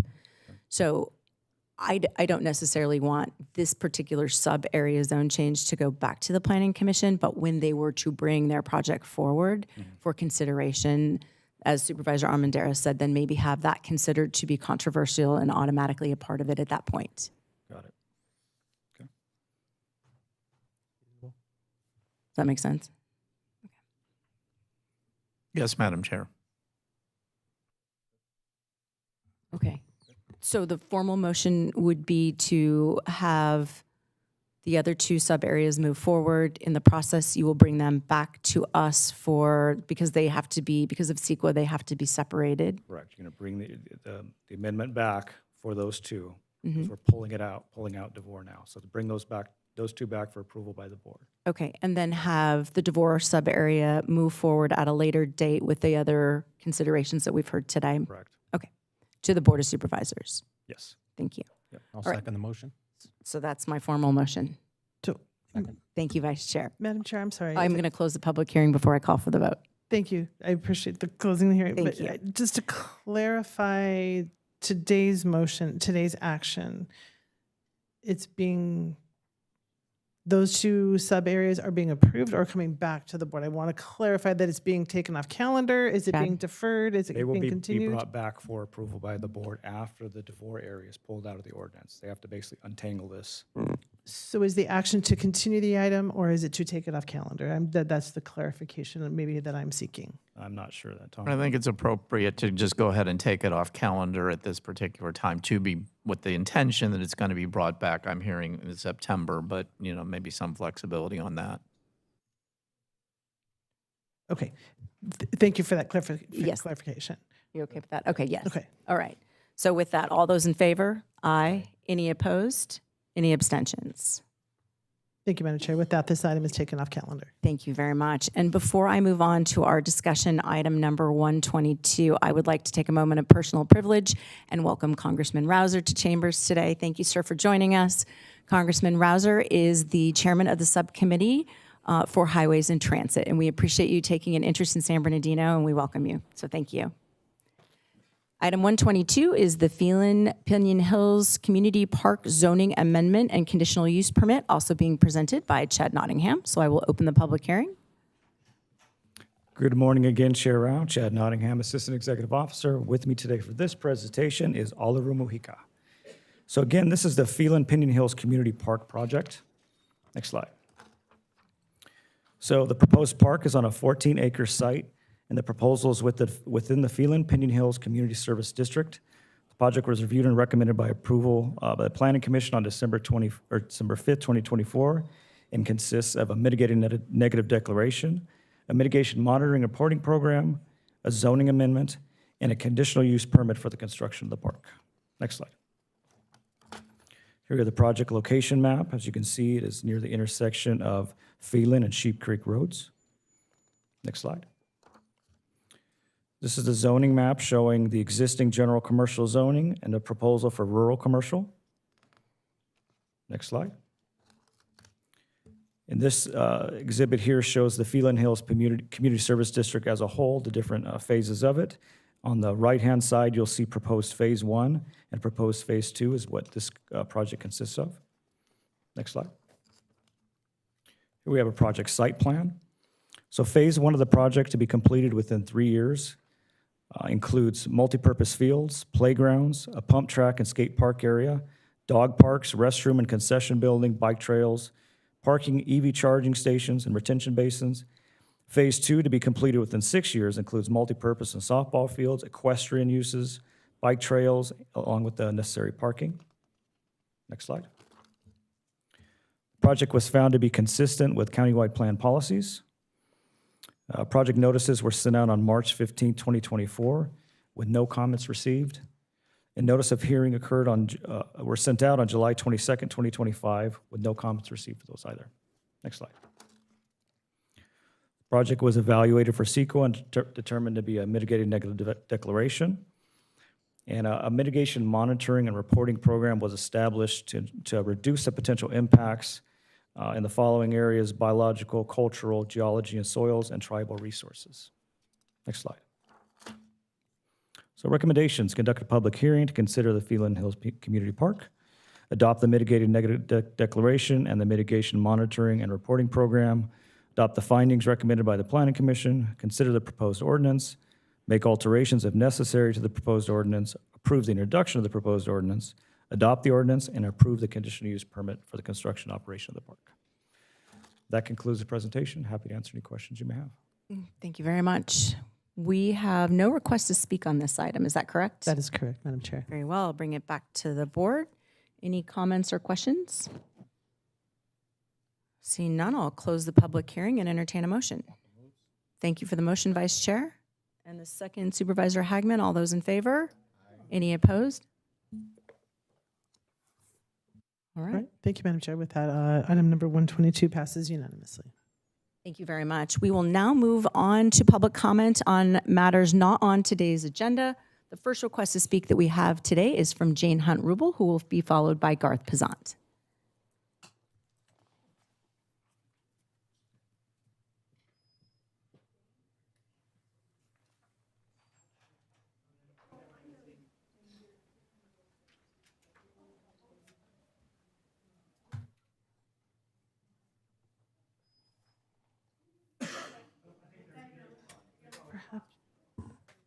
Ms. Hunt-Rubel present.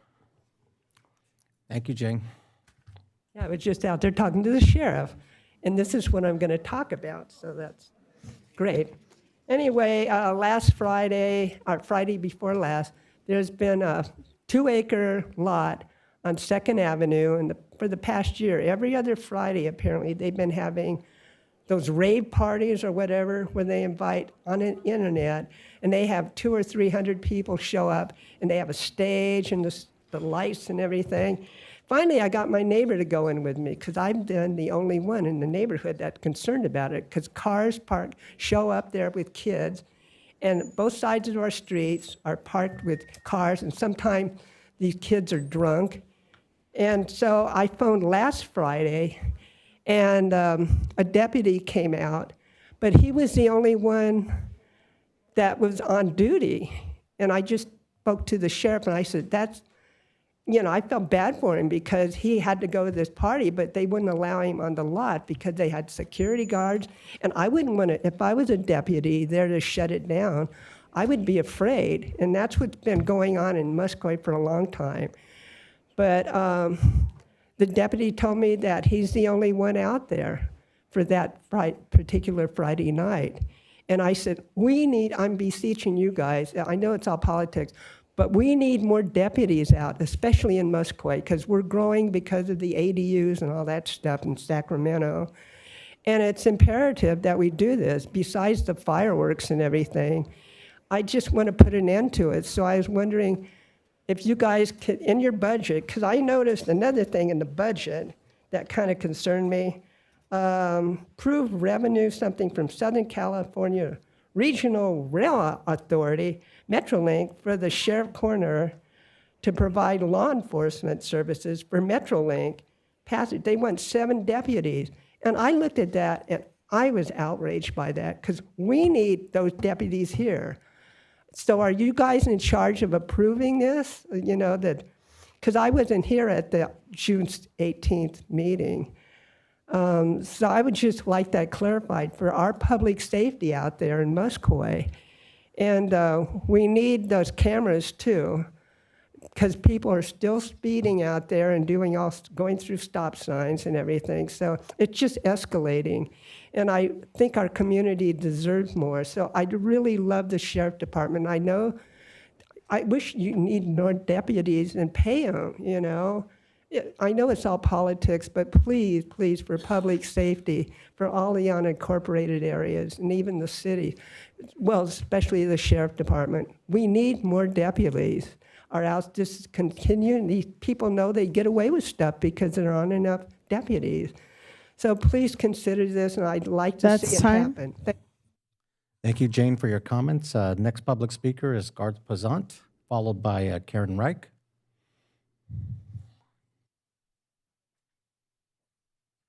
Mr. Pazant, stand up. I rose. He then said, Mr. Pazant, do you realize how many strikes you have?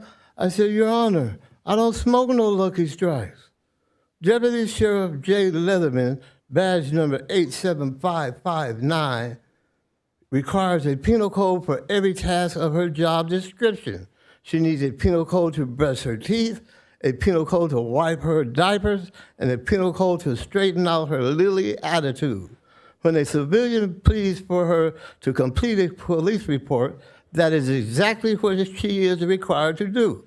Sheriff Dykus, I ask that you give Deputy Sheriff Leatherman the proper training according to her job description before you send her out to the lambs and the wolves and restrict her from wearing on the job provocative attire that pokes the points of her breasts out. Case closed. The incident report requires forward to the district attorney. You cannot close a case that has not been opened. San Bernardino County Department Behavioral Health Administrators Kristen Munkall and Cassandra Hager cornered peer family advocate Cordier Hall in his office and pressured him to suffer 5150 psychiatric medical sickness in which he suffered a traffic accident injury due to the above failing to make Mr. Hall snitch on a consumer. Kristen Munkall and Cassandra Hager will be prosecuted for the causes and not limited to harassment and racial discrimination.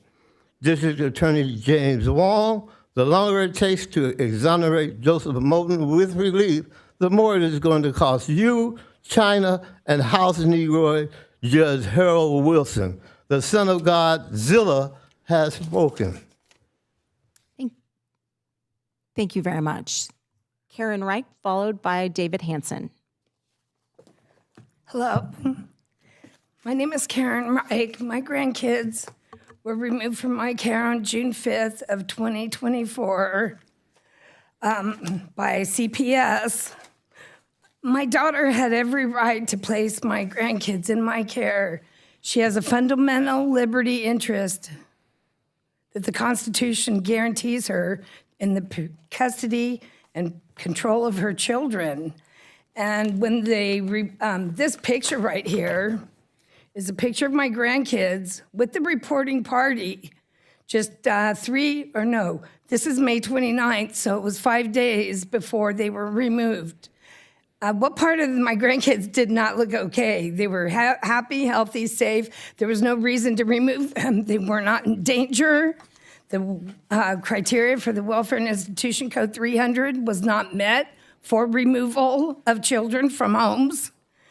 They never once came to look at my home to see where the kids were staying, where they were living. They were living with me a month before they were removed. And the reporting party says that she did not know my grandkids were with me. This right here proves that that is not true. I was blindsided by my own sister. I was betrayed. And what I would be willing to do, though, is attach myself to an overpass, a freeway overpass on a Friday night. All the traffic going to Vegas would be backed up all the way to LA.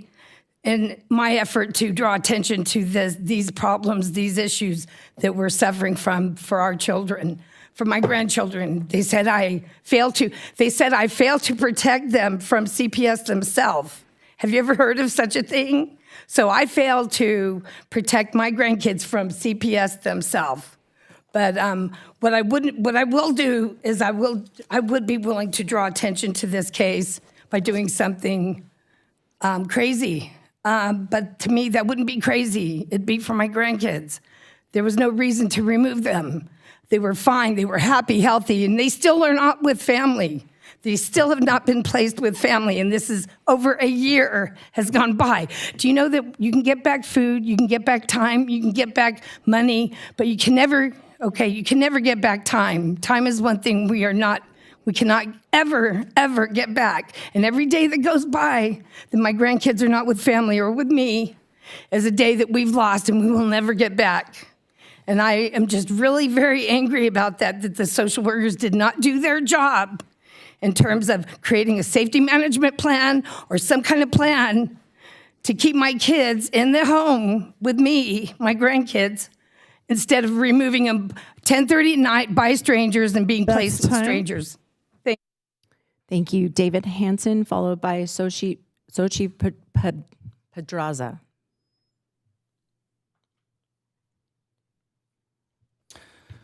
Hoseo Ganali, Chichalegi. My name is David Hansen. I am Cherokee, and I need to provide public notice to the County of San Bernardino. This is in accordance with the USC Rules of Civil Procedures, as well as Rule 17 and Rule 20 of the United States Supreme Court. The Constitution of the United States has overarching requirements that every state must follow. I don't think anyone will deny that. The states cannot enact their own alternative legislation substituted for the guarantees of the Constitution of the United States. That would mean that the state laws are more powerful than the Constitution. United States Clause 1 of Amendment 5 of the United States Constitution says, "No person shall be held to answer for a capital or otherwise infamous crime unless on presentment or grand jury." However, the state of California has enacted its own alternative legislation that permits the prosecuting attorney or police officer to charge by information and not by indictment. That is unconstitutional. An emolument violation is when you pay a public official to break the law. The Constitution has two areas that enforce this. One is Article 1, Section 10, where it says that no state shall create any law that shall impair the obligation of contracts. Police officers, prosecutors, judges are all under a contract to perform that's based upon the oath or affirmation that they took. The contract parameters are defined within the Constitution of the United States. When the state enacts a law that directs their agents to disobey the law, the Constitution of the United States, that would be a violation of Article 1, Section 10. Now, the 14th Amendment is the other place that you'll find the reinforcement of this issue. And that is where it says that no state shall create or enforce any law that shall abridge the privileges or immunities of the United States citizens. The privileges and immunities of the United States citizens are at a minimum those enumerated within the Bill of Rights.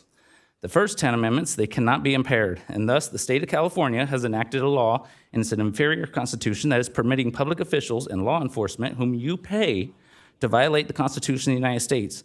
As a result, there's an inordinate amount of people currently imprisoned in the state of California illegally and unconstitutionally, as well as children and families being illegally and unconstitutionally abused by CPS and family courts with an egregious and endless plethora of constitutional injuries by the same courts that are supposed to uphold the Constitution but refuse to do so. Tanawa Downing is litigating this issue at the United States Supreme Court. I'm here to notify you that if you continue to pay public officials to break the law, there can be criminal sanctions that will come from that. We don't want to go that path, but officials must be made aware that paying people to disobey the law is an emolument violation. It is illegal and it is unconstitutional. I'm asking you, honorable individuals, to please look at Clause 1, Amendment 5, confirm what I'm saying to be true, and then direct your public officials to act in lawful, constitutional manner consisting with the obligations that are codified in the Constitution of the United States of America. I have a notice that I would like to put on record. This is the largest civil rights catastrophe in the United States today that has made the state and counties nationwide treasonous confederacies to the U.S. government through the codes and policies of the state That's that time. abuse. Thank you very much. Sochi Pedraza?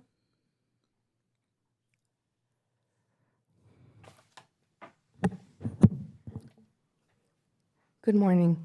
I have a couple items that I want to speak. First of all, I want to ask about the fireworks in the South Bloomington area. They start a month before the 4th of July, and they keep on going a month after. I've called the number that they have to report that, and I called twice, I emailed once, and I get it, it's 4th of July. But the days after that, at least they're trickling, and I can see my neighbors doing it, and I called, and nothing is done. I feel for the veterans and PTSD. I have a veteran at home, but he fortunately doesn't have that problem. But I do have dogs that are deadly scared, and I've had to put them in dedication. They got hurt already. So I understand, but upcoming now, it will be the January season, and it'll be the same thing a month after, and a month before. So I don't know if the county ever will invest in any kind of technology like other counties or cities have done with drones, or I don't know. I get it. It's a problem that is hard to address, but I would like to see if anybody can address that, put more money or effort on mitigating that. The other item I have is the Zimmerman School, where my grandchild goes. On the last days of the last school year, there were the demolition regarding all that industrial park that is being built there, but there was never an air quality or anything I get it, the district doesn't have those, it doesn't have anything to do with it, but right now the children are back in the playground and the bulldozers are still there. Dust, noise, traffic in the morning is horrific. It came back already, the kids came back to school, and I get it, maybe it's the sewers that Mr. Baca was saying that it was a project to improve the city, but I don't see any houses there. I don't know what they're doing besides the industrial place, but the traffic in the morning is horrible.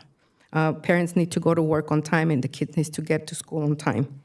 And my last item will be if these type of meetings are very informative, and the people supposed to, be here and advocate for the communities, but they're really always in the morning when everybody's working. I know it's probably access online, but even if it's online, when you're working, you can't be working on the computer with a meeting. So if anybody will ever get requested to do it later, 12 maybe, some people might be able to get off early from work. 2, I get it. It's the working schedule of you guys, but for the public, That's it probably be better. Thank you very much for your comments. That is the last request to speak that I have. Our meeting is now adjourned. Our next regularly scheduled Board of Supervisors meeting will be held here in chambers at 10 a.m. on August 19th. Thank you.